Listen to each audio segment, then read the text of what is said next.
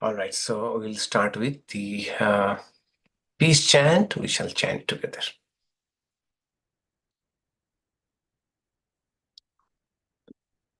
Om Bhadram Karnevih Shrunuyama Devaha Bhadram Pashe Maksha Virya Jatraha Sthirairanga Istustuvag Shastanubhihi Vyashema Devahitam Yadayuhu Shastina Indro Prithashavaha Shastina Pusha Vishwavedaha Shasti Nastar Sho Arishtanemihi Shasti no Brihaspatir Dadhatu Om Shantihi Shantihi Shantihi. All right, so we are studying Mundaka Upanishad and the first part of the second chapter of Mundaka Upanishad, where now the discussion is about creation, how everything in this universe has evolved from one spiritual reality, one spiritual entity called Purusha. We first saw the standard theory of creation according to Vedanta. Then we are going through the verses which are more poetic rendering of the theory of creation. Idea is everything that we can think of, everything we see, everything we know, all have come from that one spiritual reality. So here it's a spiritual theory of creation. Spiritual theory of creation is not a mechanistic theory of creation. It's a spiritual theory of creation. In our last class, we discussed 3 mantras. Today, let's see how many we can discuss today. Today, we'll start from mantra 6, right? Yes. Tasmāt ṛcaḥ sāma yajūṃṣi dīkṣā yajñāśca sarve kratavo dakṣiṇāśca saṃvatsaraśca yajamānaśca lokāḥ somo yatra pavate yatra sūryaḥ. From the Purusha emerges the vrīhi, sāma and Yajur mantras, Diksha, all types of sacrifices, the sacrificer, gifts, the year, and the worlds which the moon sanctifies and the sun illuminates. Illuminates or illumines? Okay. So idea here is everything related to yajna, everything related to the fire sacrifice, all of them have come from that one spiritual reality. So in yajna, we know we require mantras, different mantras, vrīhi mantras, sāma mantras, and yajur mantras. These are different types of mantras depending upon how they are chanted. Vrīhi, when they are sung, they become samaveda. And these vrīhi mantras are mostly eulogy about nature, creation, wondering about creation. And those same mantras with little variation, when they are chanted like song, they are called sāma. And yajur mantras are mostly about the rituals, the liturgy of the rituals. All of them have come from Purusha alone. This is the Upanishad is claiming, that all of them have their origin where? In the Purusha, that spiritual entity. And then Diksha. What is Diksha? Diksha is the host, the one who performs the sacrifice, and he is the main one who is doing the sacrifice. The priests are assisting the person to do the sacrifice. So before they undertake this sacrifice, the host of the program, they have to undertake some spiritual initiation for doing this sacrifice. That is called Diksha. Diksha. So that is also a ceremony that Yajamāna, the host of the ritual, they also had to take some vows and some rituals they had to perform. That is called Diksha. And all types of sacrifices, that is, whether it is yajñā or kratavo. Here, two types of things, yajñā and kratavo. So, kratavo is plural of the word kratavo, kratu, kratu. And yajñā is yajñā, we know it. So, there is a difference between yajñā and kratavo. Kratavo is those sacrifices where animals were sacrificed. Those are called kratavo. And yajñā is all sacrifices, but specifically here it means those sacrifices where animal was not needed. Animal was not needed. These are the difference between yajñā and kratavo. Upanishad is telling all types of sacrifices, whether it is yajñā or kratavo, whether it is without animal or with animal, whether it is, if we are allowed to say, whether it was vegetarian yajñā or non-vegetarian, all of them came from that same spiritual reality. Then the sacrificer, sarve, and the gifts, dakṣiṇā. Dakṣiṇā means in yajñā sacrifice, the sacrificer, the one who is hosting the yajñā, they had to donate, they had to gift many valuable things to all who used to attend. All the atithi, all the guests who would come to witness the sacrifice, they were to be given some gifts. And those gifts alone also came from the same spiritual reality. And saṃvatsara. Saṃvatsara means the year. Year means, so yajñas had one timetable that you have to complete this yajña within this time frame. That used to be called saṃvatsara, the time frame. So, but literally it means the year. But here it means that the time frame of the yajña, what needs to be done at what time, that is saṃvatsara. That also came from all that one spiritual reality called Purusha. And the worlds which the moon sanctifies and the sun illuminates. So can anyone guess why suddenly we were talking about sacrifices, fire sacrifices, and suddenly moon and sun came into the discussion? Any idea?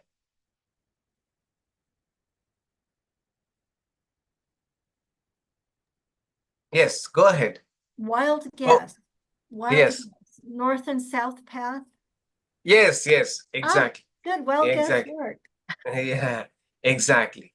So the idea was, the the otherworldly goal of the sacrifices. One was going to heaven with the northern path, and other is southern path. Northern path and southern path. So those who go through the northern path, also called Chandra and Surya, uh, Chandrayano or Suryayano, I forgot the names. Shukla Marga, Shukla Krishna, Krishna Gati, Shukla Gati, or Chandra Gati, Surya Gati. So northern path, that is those who will go to heaven, and their goal was only to enjoy the higher lokas, that is the northern path. They have to come back again. And another path was southern path, that was the path towards sun. Sun literally does not mean here anything to do with sun, but this path is illumined by sun. Why mystic, we don't know. So there one has gradual evolution and finally gets liberation, gradual liberation. They don't have to come back. And all related to what? Sacrifice. Sacrifice will do that. So depending upon sacrifice done with what kind of motive, spiritual motive, then they will go to the sun, Surya Loka. And if they have the motive for enjoyment, they will go to Chandra, the moon sphere. So that is why in this question, all about sacrifice, the mantras that is needed for sacrifice, the types of yajñas, the sacrificer, the gifts, the time frame, everything have come from that Purusha, as well as the spheres, the higher lokas, where someone will go after the fall of this physical body. Those also came from that Purusha, that Purusha. And if you remember, how did they come? That five gross elements, the visible elements, they created 14 lokas, 7 higher lokas and 6 lower lokas. 7 higher lokas and 7 lower lokas. So all of them related to yajna. And so the idea is people at that time were very much familiar with yajna, sacrifice, which was their day-to-day affair. And the Upanishad is trying to drive home the point that everything related to the yajnas have also their origin in the Purusha alone, that ultimate reality alone. All right? Any question? Swami. Yes. Yeah. I thought of another way that the sun and the moon are connected to yajna, and that is that the yajnas are all coordinated based on the phases of the moon, like the new moon, the full moon, Yes. and also solar events like the equinoxes and the solstices or solar events. Right. So not mutually exclusive with the other explanation, but also Right. related to yajna. Right. Right. Moon and sun play a great role in yajna too, and depending upon the astrology. Right. Thanks. Thanks. But any question about this mantra? Yes. I don't understand the role of animal sacrifice. That makes pretty bad karma. It really does. Indeed. Indeed.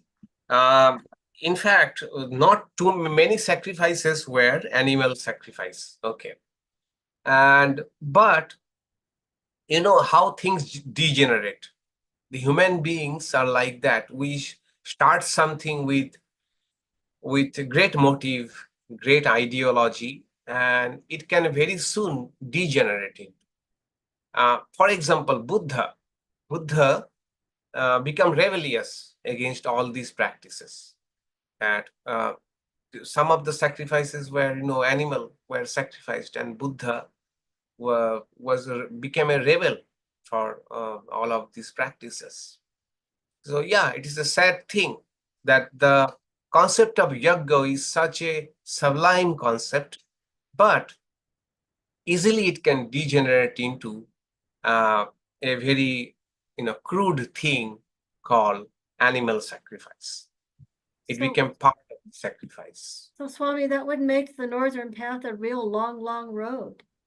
Yes, true. I don't see going to heaven in Right. the Hindu cosmology after killing willingly. Right, It doesn't work. right, Okay. right, Thank you. right. And I don't think that those animal sacrifices, some of the yajñas, animals were sacrificed, and their goal used to be different. For example, we know of Ashwamedha Yajna, where horse was sacrificed. And the goal was for the king to expand their kingdom. Okay, their kingdom. Whether Ashwamedha Yajna will take to heaven, that is questionable. The goal was very much this worldly, expanding the kingdom. Yeah, Buddha referenced the horse sacrifice somewhere in the suttas. Now I remember. Thank you, Swami. Yes. Thank you. Yes. All right. So, this yajna, in another way, if we look at this mantra, is asserting everything came from that spiritual reality. How we can connect it? First of all, it's a faith. Secondly, one way we can connect is that this yajna, that we have to do yajna with these mantras. These are creation of our own mind, human mind only, right? And where the human mind came from, ultimately came from the Purusha. In that way, we can connect that everything, these rituals and everything, they came from Purusha, in the sense that they were creation of our mind. Or suppose they were even revealed to our mind. Okay. In meditation or in inspiration, they were revealed to our mind. Do this type of yajna. So what is the origin then? Origin is ultimately our intuition, our mind. And our mind have come from that one spiritual reality. So in that way, we can say that yajna and everything related to yajna have come from spiritual reality, Purusha alone. All right. All right. Can we move on to the next one?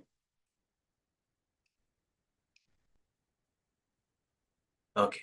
No questions, so we can move on.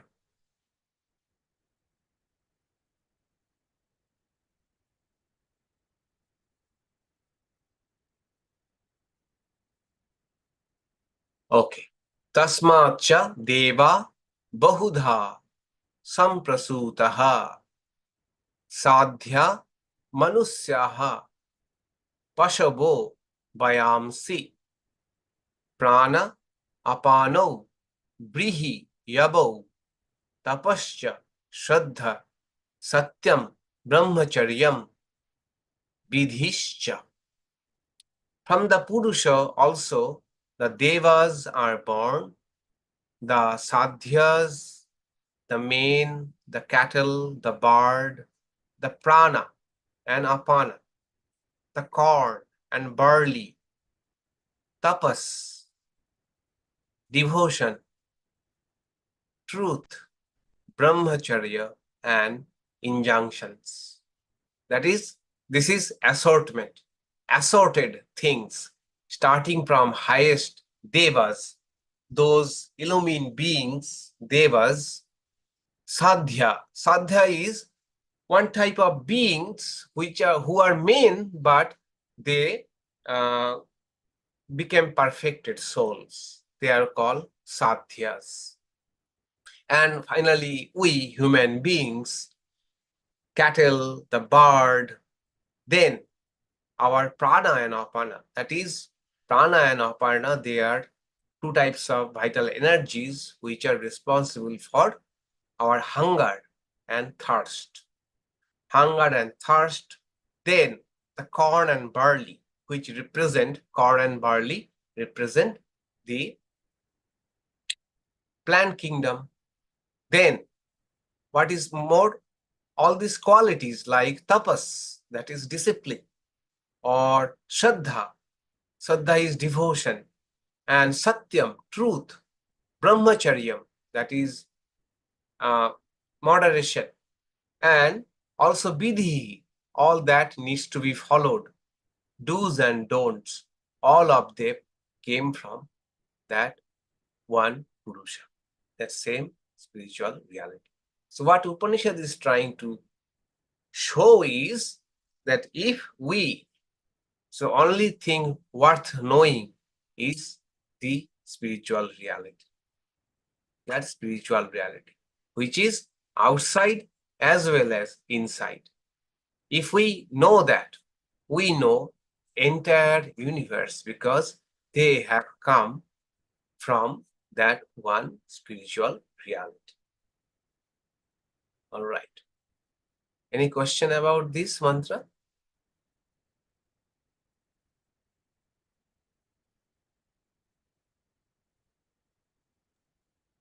Still not clear on apana. What is that? Prana and apana. Yeah. Apana I know, but apana I did not. Oh, prana is, the Yes, yeah. upgoing, the breath, the vital energy that goes Yeah. upward. And apana is which goes downward. Oh, okay. Okay. Yeah. And they say that they have two different functions. Okay. Prana is responsible for, I may be conflating, but one of them is responsible for hunger and another is responsible for our thirst. Okay. Because of one, we feel hungry, and because of another, we feel thirsty. Whereas this is prana is inhalation and apana is exhalation also. So when Yes. we inhale, we take the breath in, and apana, when take the breath out, breath goes out. So prana Yes. is the sign of the life, and apana is the when it goes out from the body. Maybe, or we every day, every time we are doing this prana and apana, practicing. Right. So prana and apana are much more wide than only breathing. Okay. Breaths are only one manifestation of prana and apana. So breath is not entirely prana. Prana are much more subtle than only breath. So they have many more functions. Breathing is one of them. Okay. So when we say pranayama, we are trying to control that energy. But how we do that? That one easiest way is to control the breath. So through breath, we are trying to get hold of prana. But prana is much more than breath alone. Okay. Prana has many more functions. One is breathing. All right. And when we die, that is the function of, I think, udana.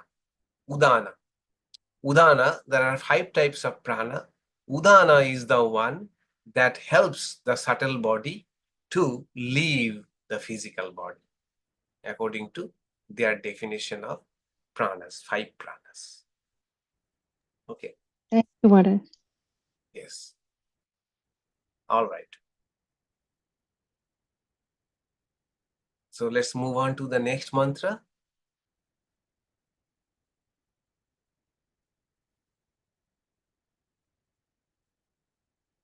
Yeah, this mantra is very sublime mantra. The idea of this mantra is whatever we are doing with our senses, seeing, hearing, eating, all of these are comparable to sacrifices. In this mantra, every sense organ is being compared with a sacrificial pot, sacrificial, homa kunda, sacrificial vessel. And when we are seeing something through the eyes, it is as it were we are offering sight in the fire of the eye. And resulting knowledge is a homa, a sacrifice itself. And when the eyes are seeing something, it is as it were the flame, a kind of flame is consuming what is being offered to it. So the so-called very mundane or very plain work activity of seeing, touching, eating, hearing, all of these are being compared to a kind of, all of them are like fire sacrifices. Okay, we shall see them in detail. Sapta prāṇaha prabhavanti tasmāt.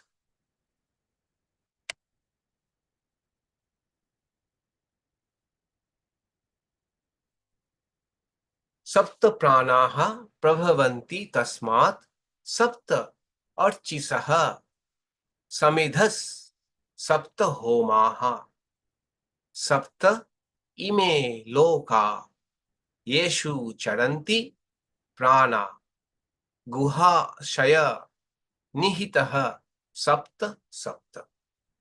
From the Purusha emerges 7 sense organs, the 7 flames, the 7 kinds of fuel, 7 oblations, and these 7 seats where move the sense organs that sleep in the cavity, which are 7 in each human beings. So it's a all story of 7.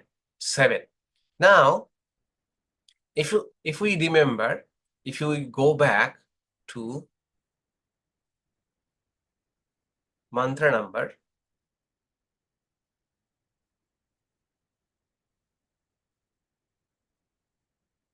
1.2.4, there, if you look, it was said there are 7 types of flames. Kali, Karali, Manojava. 7 types of flames were spoken of. So that is the colors of the flame. When it is burning, for example, Kali is the black, Karali is the fierce part, Manojava, swift as mind, Sulahita, red, and Shudhumra Varna, colored like thick smoke, and Sphulingini, emitting sparks. All 7 types of flames that can be observed in a fire sacrifice. Here also see 7. 7 is being, the idea of 7 flames are being brought here. So what we need to, what is worth noticing is that in that time, during that time, the society was so much rooted in these sacrifices, these rituals, fire rituals, that any higher idea or anything that needed to be driven home always was compared with a sacrifice. Okay, compared with sacrifice. Things people knew so much well about these sacrifices. For example, in America, anything, if you can give an analogy with football or baseball, people understand it well. Give an analogy with American football or baseball, people understood it so well. Similarly, in the Upanishad, we see that the society was so much rooted in these fire rituals that even other ideas, when they wanted to introduce higher ideas, other ideas, they always tried to compare them with the rituals, fire rituals. So seven. So here idea is that seven senses are, we are offering oblations in our seven senses. In this verse, prāṇaha, the word prāṇa has been used. Here prāṇaha means the sense organs, not prāṇa as the vital energy. Okay. Otherwise, it would not make sense. Here, prāṇaha are the seven organs. What are the seven organs? Seven sense organs?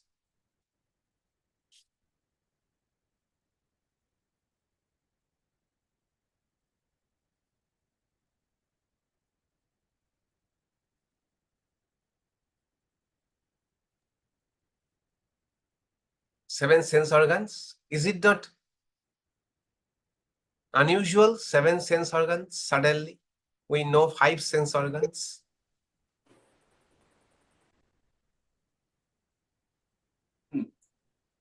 Yeah, we know five sense organs. Suddenly Upanishad is telling seven sense organs.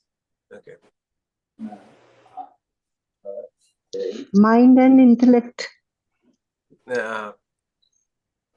Five sensical mind and intellect. That is a good way of looking at it. Because they are also organs. True. That is very much possible. But you know what? In most of these cases, Shankaracharya kind of set the parameters or set the rules. Shankaracharya explained seven sense organs as 2 eyes, 2 ears, 2 nostrils, and 1 tongue.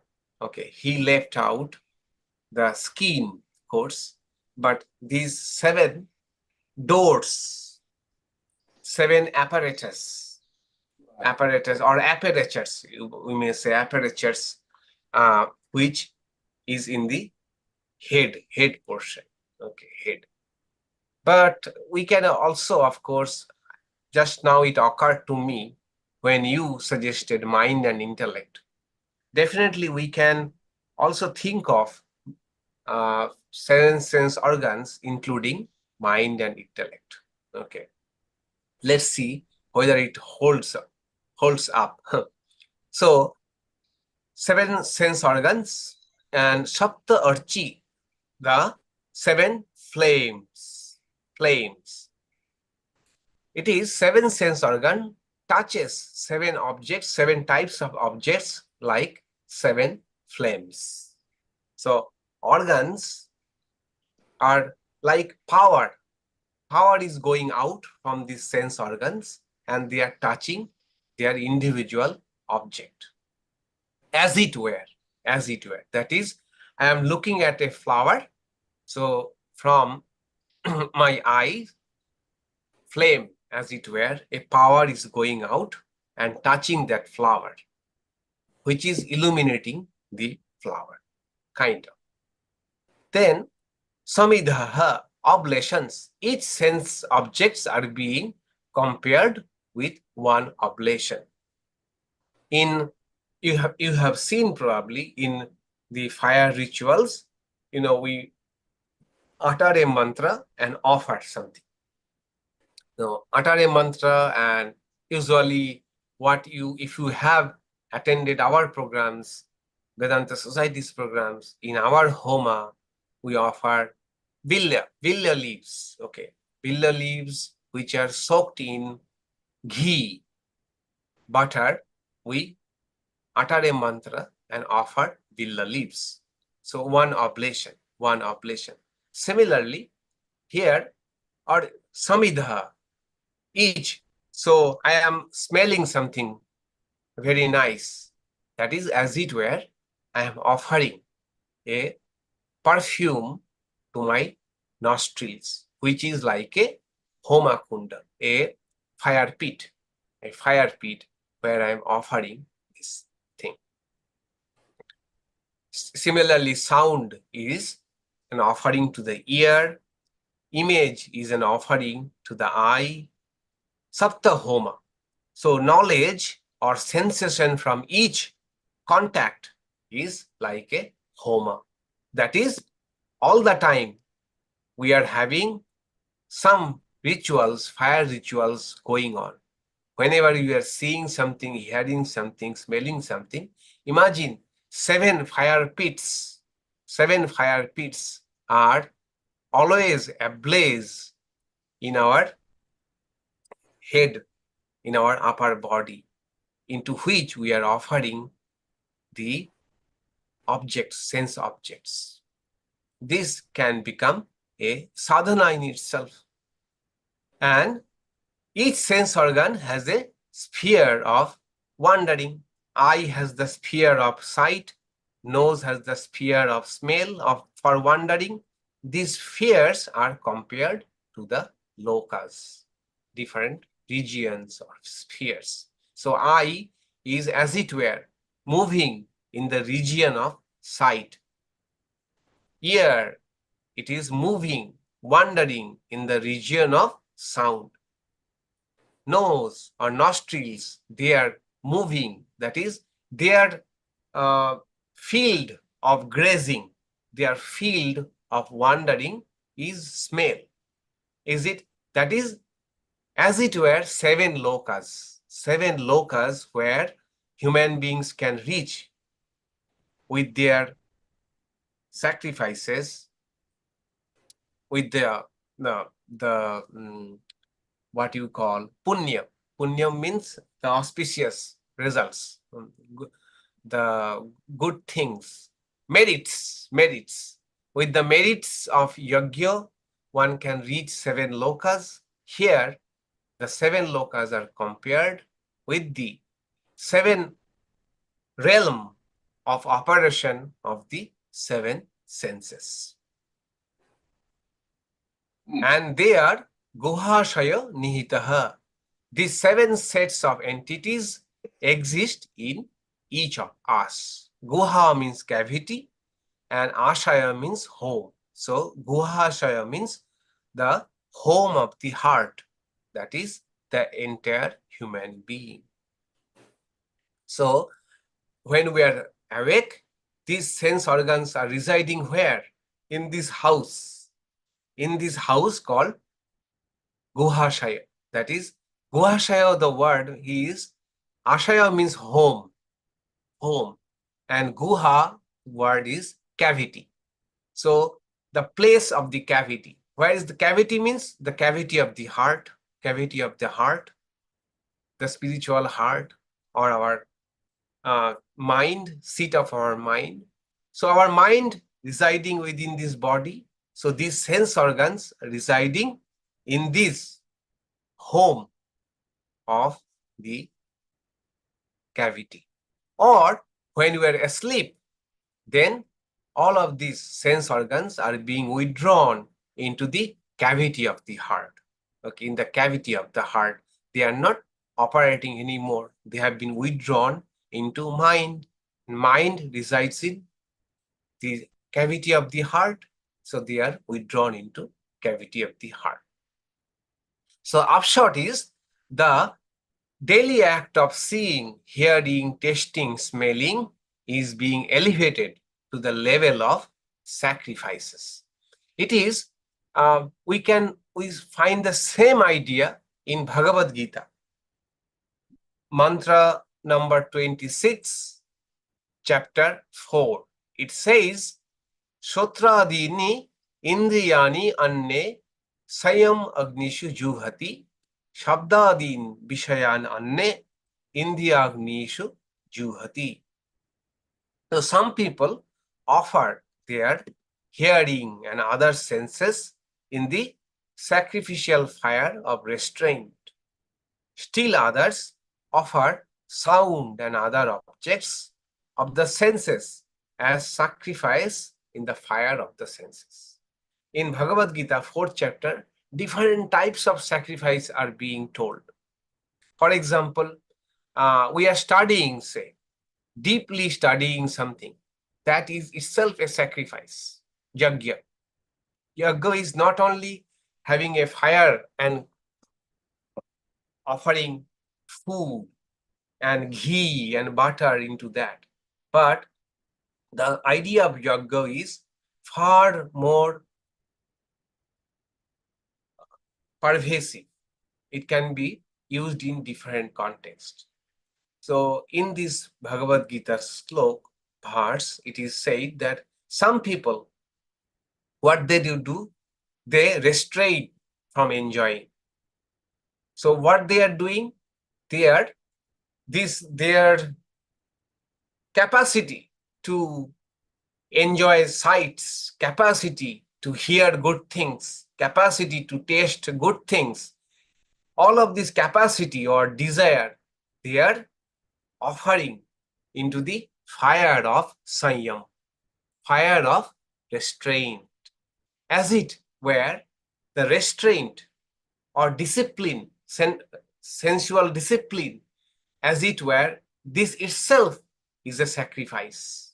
And I am sacrificing into that fire my desire to enjoy more, my desire to have more delicious thing, my desire to see more beautiful things. So some people take recourse to the restraint or dhamma, which we call dhamma, control of the senses. And how do they do it?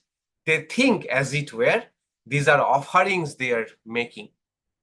They are not losing something, but they are thinking that with choice, with willingly, voluntarily, we are offering these desires into the fire of restraint.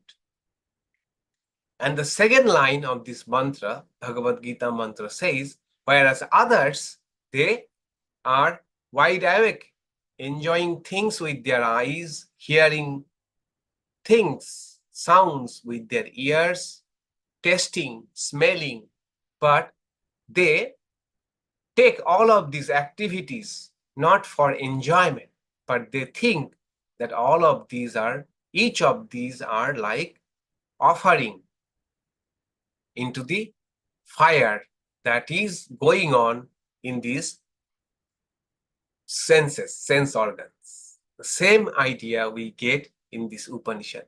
That is why Bhagavad Gita is called condensed Upanishad.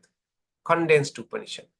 So all the great ideas that we find in the Upanishads, we find most of them in the Bhagavad Gita too. So Bhagavad Gita is just here the mirror image of this mantra, that sense organs are like enjoying through the sense organs. We may take it as enjoyment, we can relegate it to a bodily function, but also there is a choice before us that when we are seeing, hearing, smelling, tasting, those also can be elevated to the idea of a offering, a spiritual practice, a spiritual practice. And what happens, you know, if you try it, you will feel very soon your desires to eat, desires to see many good things, these desires become weaker. Just like when we eat mindfully, very mindfully when we start eating, then we see that our desire to taste different items, they usually come down. They fall down. Because when we are eating mindfully, we are enjoying each item. We are focused into the experience itself, the taste of everything. and gradually we lose the desire for particular this or that. So mindful eating, if you practice, you will see that our desire to eat more delicious food that fall off. Similarly, I believe that if we can, because we cannot keep our eyes closed, our ears closed, our nostrils closed, but since we have to remain in the world and interact with the sense objects, if we can do this practice, that all of them are like offering, then we shall see soon that these desires, these intrinsic desire in us, the sense organs desire for, going out and enjoying things, they will take a altogether a different form, or a different, they will become a different tribe. No cavities for mind and intellect as other sense organs. If the senses are sacrificed, then can our being offered as a sacrifice?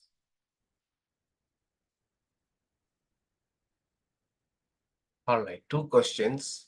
There are no cavities for mind and intellect as other sense organs. Yeah, cavity here was guhashaya. Cavity could mean many things. Cavity could mean their respective apparatus, the physical part. Cavities could also mean the heart.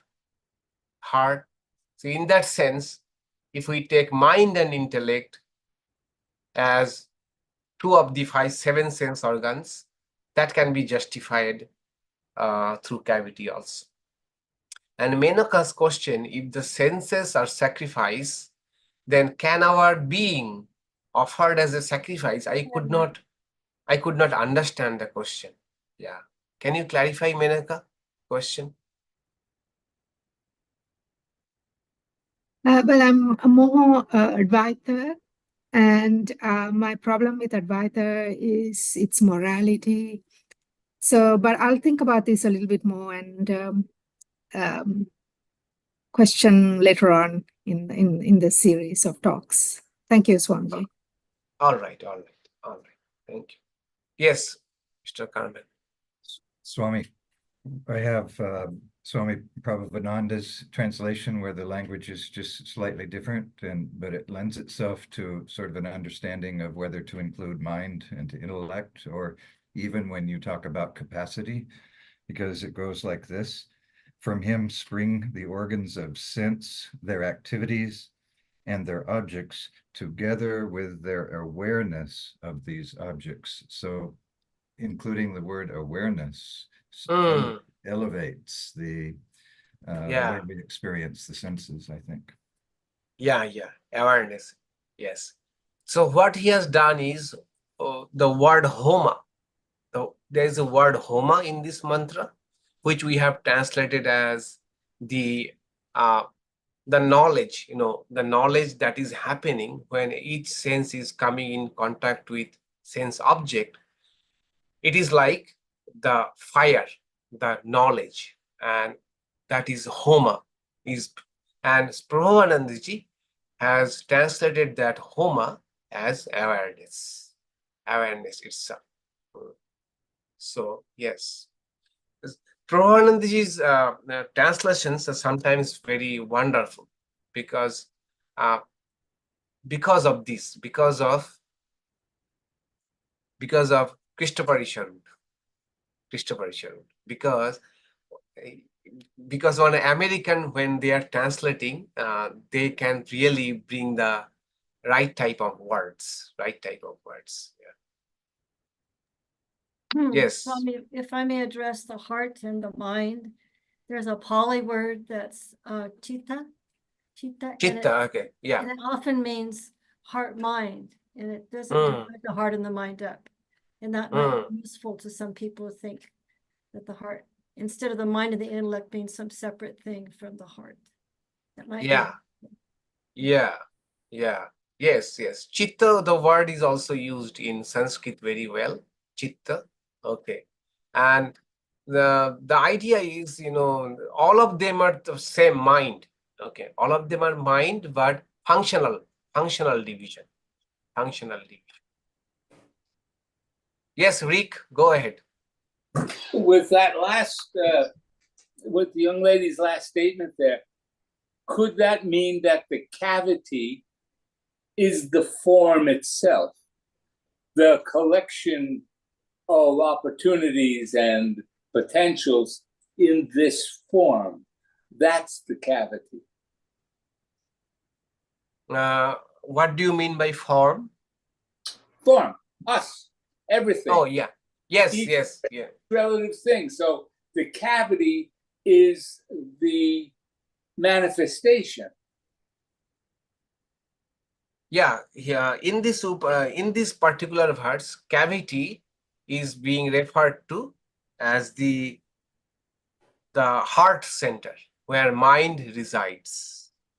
Okay, mind resides.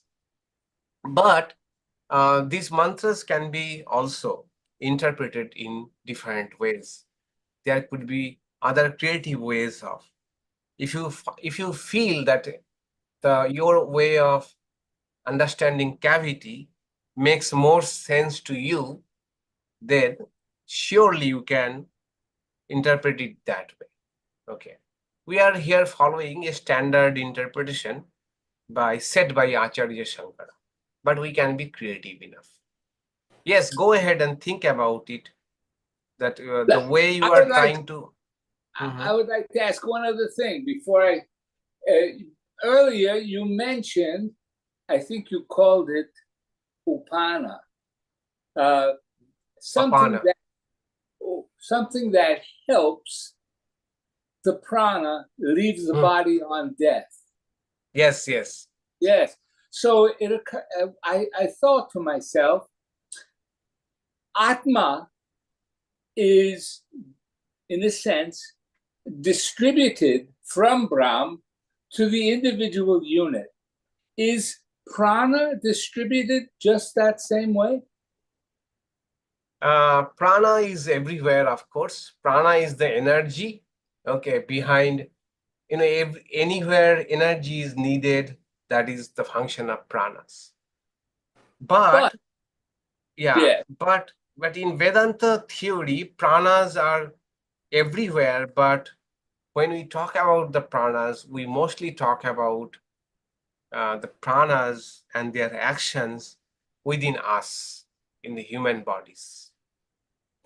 Well, but Atma, Brahm is everywhere, and yet we have an individual Atma.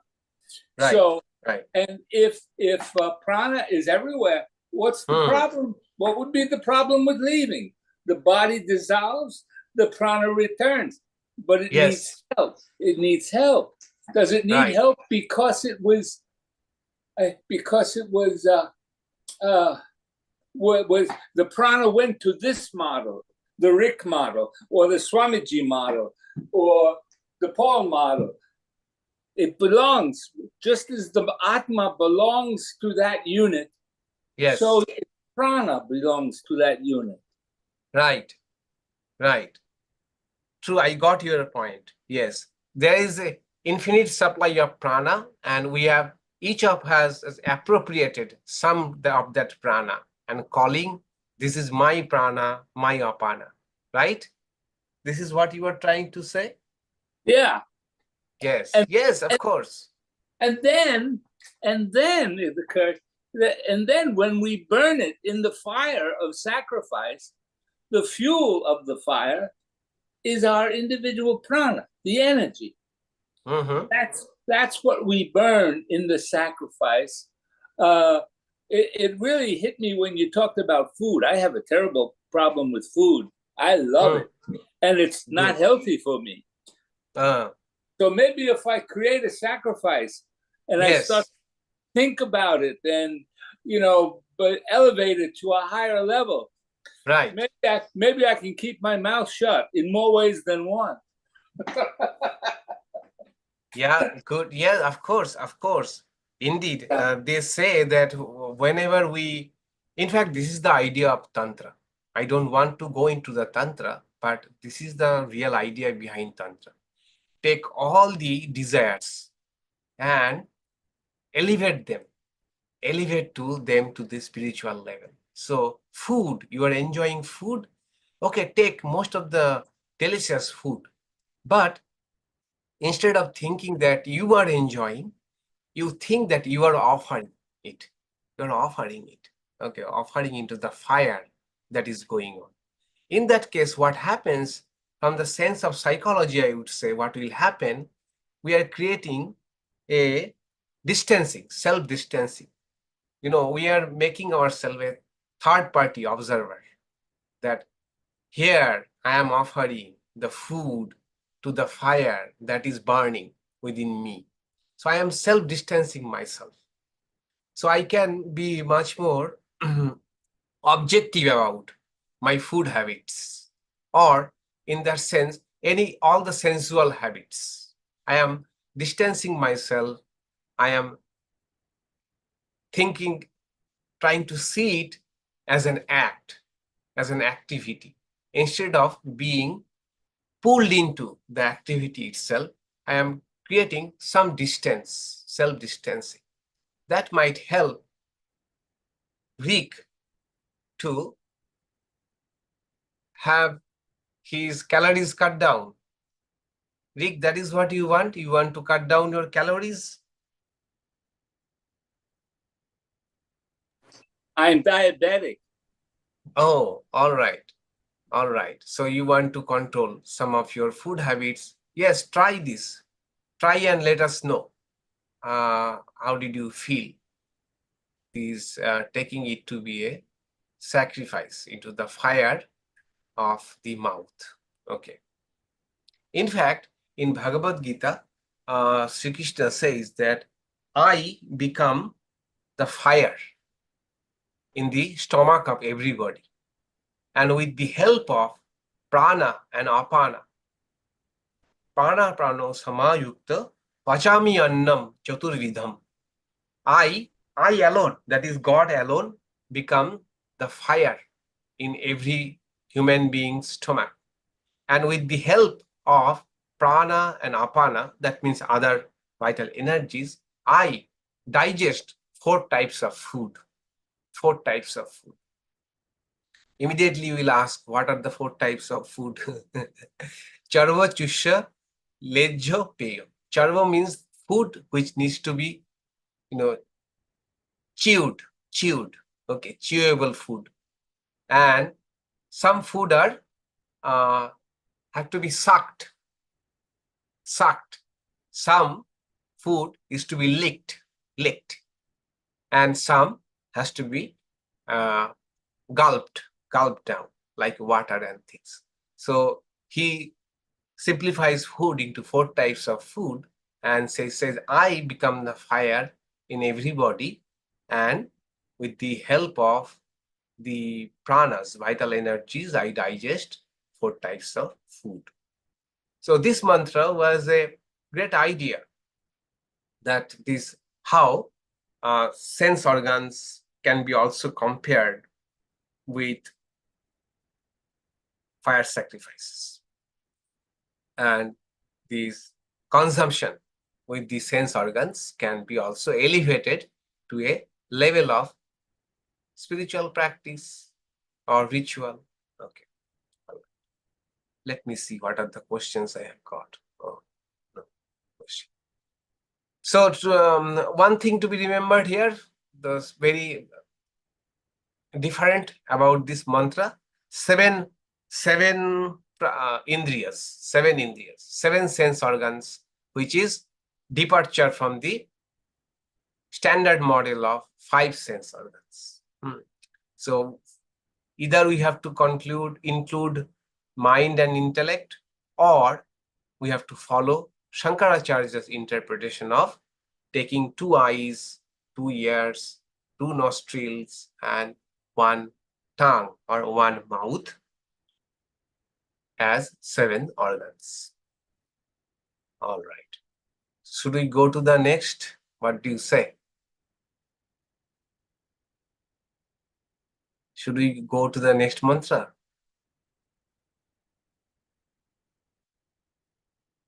Let's take a poll. Say yes or no. Yeah.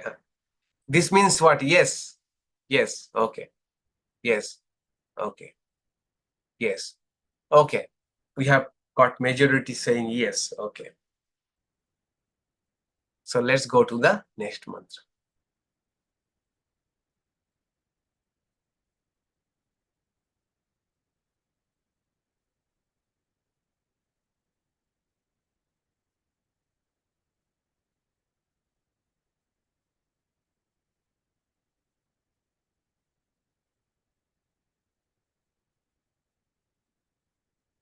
Okay. So next mantra is all of nature comes from the same Purusha. Ataha samudra girayascha sarve asmat syadante sindavaha sarvarūpaha atascha sarva oshadhayo rasascha yena esha bhutaististhate hi antaratma. From the Purusha, the oceans and mountains flow, and all rivers in every form.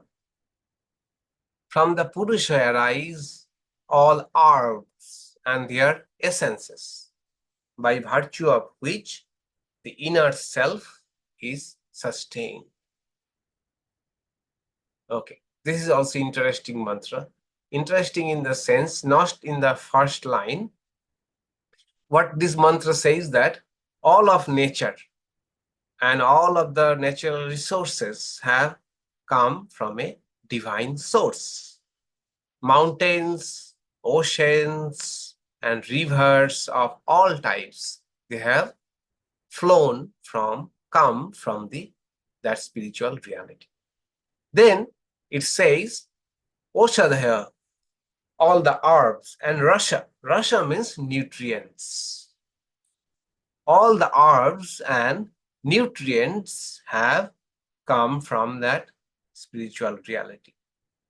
Because of this nutrition alone, the subtle body has been meant by the word antaratma, not the spirit, but subtle body. Because of this nutrition alone, the subtle body resides in the physical body. That is, if there were no nutrition, subtle body would leave the physical body. If we don't put any nutrition to this physical body, we shall die, right? So, and according to Vedanta scheme, subtle body will leave this body. So this mantra says, because of the herbs and the nutrition, the subtle body and physical body, they are living together. So as soon as nutrition, if no nutrition is provided, then physical body will die. In that case, subtle body will not stay with this physical body. Okay, this is the point worth remembering. All right, so we'll not go any further. Next mantra, the last mantra of this chapter, is very interesting and very profound. Here we come across a concept of the knot of ignorance, hridaya granthi, avidya granthi. Avidya is ignorance, granthi means knot, tie, a granthi, a knot. So what is that knot of ignorance? That we shall try to see in our next class. Very interesting mantra, and also kind of culmination of the whatever we have studied so far in the Mundaka Upanishad will culminate into this mantra. Okay, we shall see that in our next class. Swami. Any question? Yes. Yes. I don't want to spoil or maybe it's previews of coming attractions, but I've been wondering all day because of the difference in language again with Prabhupada translation. What you give us refers to Brahman, which is hidden in the cave of the heart, and Prabhupada uses lotus of the heart. The imagery is quite different. Yes. True. Lotus of the heart, cave of the heart, all of them refer to the same thing, something in the spiritual heart also is say, which is cannot be seen as such, which cannot be seen, but where intuitions happen. Okay, where intuitions happen. Yes, Pritiji.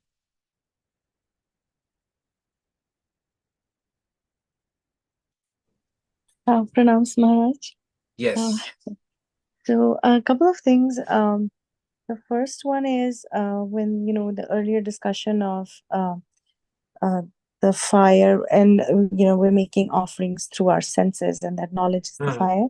So and the discussion with Rick about how we elevate our our desires. So I remembered something in the gospel, I think, where Sri Ramakrishna encouraged Girish Ghosh. He did not tell him to give up drinking alcohol. Yeah, but he told him to instead either offer it to God or think of God before he had consumed any of that. So this whole thing kind of reminded me of that. Yes. True. Yeah. And the other thing, I was looking at the last mantra that we just read. And from this, of course, all of the mantras that we did today take me to the Purusha Suktam somehow. There's a lot of, it seems like an elaboration and chantable form of this portion of the Upanishad. Right. Yeah. And this last line that you talked about, maybe I'm reading too much into this, but is it that it's also telling us in some ways that the inner self, which is the subtle body, is also some kind of matter? Yeah. Is it also alluding to that? And that we should take care of the physical body as well, because they are all connected in that sense. Yes, say that again. Yes, subtle body is material, of course.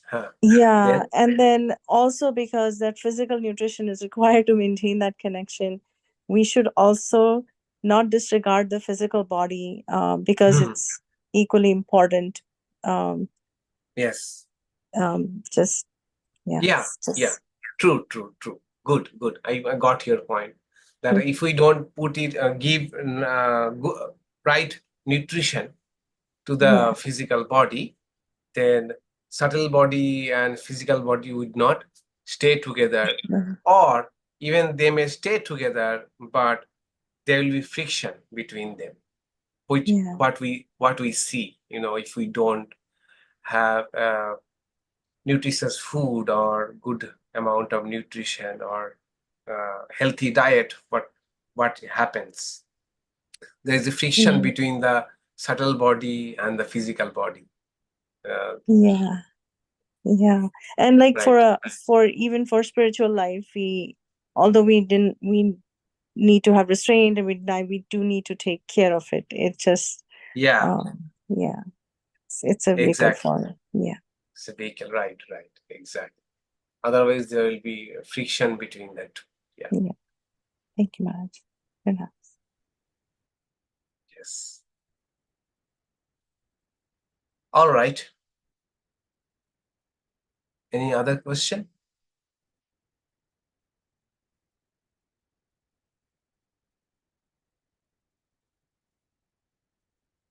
All right. So we shall take up next verse, and also probably one or two more. The next one. And so I don't know.